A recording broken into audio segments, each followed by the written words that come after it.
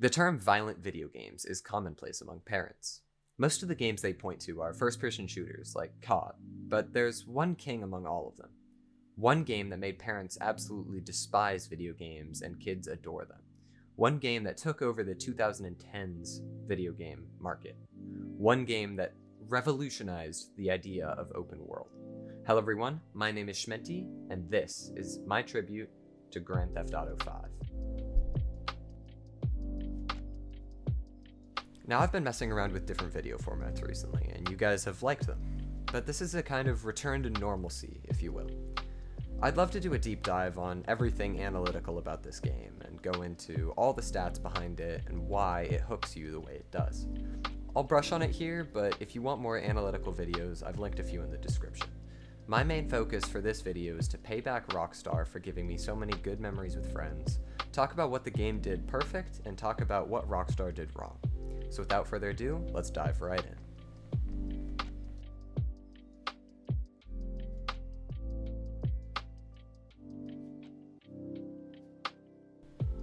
Rockstar Studios are one of the most powerful game studios in history. Despite the success of some of their previous games, like Grand Theft Auto 4 and Red Dead Redemption, Rockstar still needed that breakout hit. They needed a game for them that was like Skyrim for Bethesda, like Mario for Nintendo. The early 2010s included some of the best games of all time. Minecraft, Black Ops, both 1 and 2, The Witcher 3, Skyrim, the list goes on and on. The classics we know and love today all came out around this time. But there was something missing from them. Yes, all of these games are phenomenal, and each one deserves its own video and will most likely get it in the future. But there was one genre just taking off: open world games. Making a massive map on a video game is not that difficult. But making it seem teeming full of life and vibrant, that's one of the most difficult tasks a game developer can do.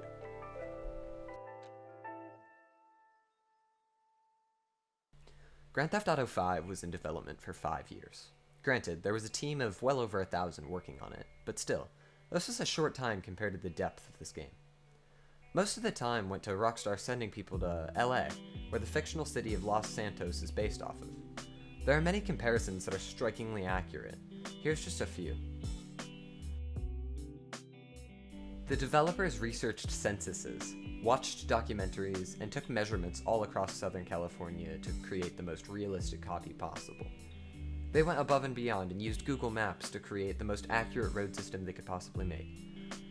The marketing and development budget was well over $260 million, making it the most expensive video game produced yet. But, as we know now, the game took off and made multiple times that amount of money.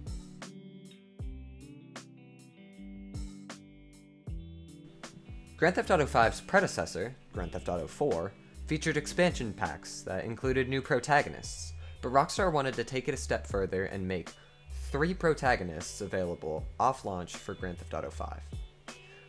They are controlled simultaneously, and the player switches back and forth to all of them throughout the story. The open world of Grand Theft Auto 5 was also unheard of at the time. Like I said before, it's very easy to create a massive world, but to fill them with life and make the player feel like they're involved in that world and that it is a real, living, breathing world, that's one of the hardest tasks you can possibly pull off. The story does play a large part in the game. However, it is a sandbox. If you want to go around stealing cars and shooting police officers, you can. If you want to play through the story and speedrun it, you can. If you just want to roleplay as an individual in a server filled with other like-minded individuals, you can. This game breaks down into one thing: creativity. As with a lot of the popular games of the early 2010s, creativity played an instrumental part in blowing up Grand Theft Auto 5. You had the modding community, the roleplay community, and the tryhard community, which would try to grind as much money as possible in GTA Online. You had speedrunners, people that would try to find game-breaking glitches in single player, and more.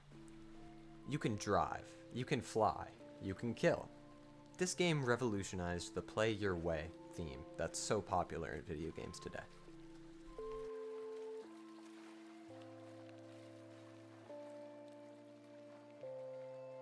Every game is not without flaws, and GTA 5 is no exception. But in a checklist of elements that make popular games popular, GTA 5 ticks almost all the boxes. NPCs walk around and have a life. The sound design is gorgeous. The world has little nooks and crannies packed full of life that you can explore for yourself. No game will ever be perfect. There will always be glitches and bugs, but I think Grand Theft Auto 5 is pretty close. GTA Online is how I play the game. Yes, I've played through the story about back in 2016, and it's great, but I'm just not a very story game driven guy. GTA Online is interesting. Yes, I know about KD warriors, Oppressor Mark II griefers, and people that just genuinely want to ruin your day. But there's much, much more to GTA Online than just that. Yes, there's a ton of flaws with it. Everything is stupidly overpriced, but when you have a group of friends that play like I do, and you can get into it for a week at a time and just enjoy free roaming around the world of Los Santos, wreaking havoc everywhere you go. That is what Rockstar wanted GTA Online to be. And that's what most people wanted GTA Online to be. Like I said, there are a ton of flaws, but if you're one of the people that just want to look at the flaws of video games, this isn't the game for you. I will be straight up with you. There are a lot of things that will turn you off about this game. But for me, there are a lot of things that make it very enjoyable for me. Yes, everything is overpriced. There's a ton of toxic kids, but you will meet some of the coolest people you'll ever meet here. You'll meet people that dive really into the cars of GTA Online. You'll meet people that really love to roleplay, and you can have crazy police chases with real players. It's kind of a real-life simulation if you want it to be, and I think that's beautiful. I went from broke to rich in this game with ways I cannot say, but they were very quick, I'll give you that. Some of my best memories, though, were from when I was broke. The game is meant to be played with friends, from the perfectly constructed heists, which I'll touch on later, to the wonderful world of CEO work. This game basically forces you to work together, whether that's missions that require multiple people to get the most money, or just the fact that it is an online, massively multiplayer, almost game.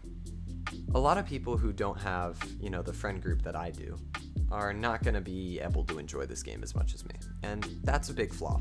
I think this game should be able to be enjoyed in single player and in solo online sessions. And yes, you miss a lot of the content, but there is still enough to keep you hooked. But if you can escape all the toxicity and find solo sessions or sessions with some chill people, the game almost turns into an art. It turns from extremely toxic PvP to driving around a beautifully crafted map and just enjoying everything Rockstar put into this game.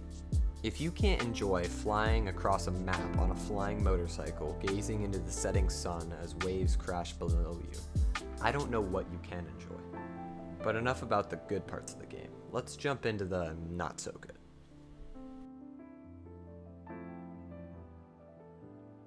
Shark cards are by far the worst part of GTA Online. They'll give you a couple million for a ridiculous amount of real life money.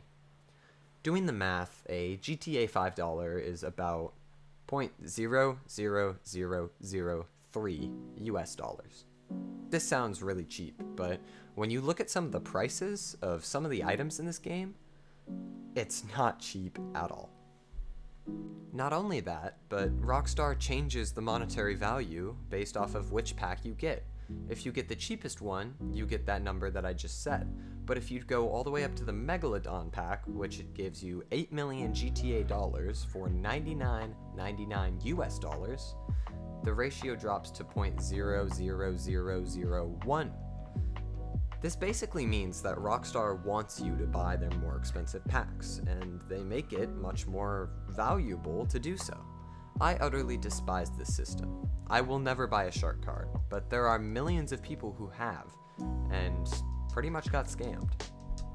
Rockstar themselves have admitted that they've made well over $500 million, and that was back in 2016. From microtransactions alone, this game has made more money than most games make with more than just microtransactions. I would not be surprised if it's hit $1 billion already. This is an insane amount, from microtransactions, and I think it's a reason that a lot of people hate the game and hate Rockstar. I see past it, but that's just because I'm lucky enough to have friends to play the game with and actually make money, or have a modding friend that can give you money, but I would definitely not know anything about that and would not recommend doing that. Don't get banned, kids.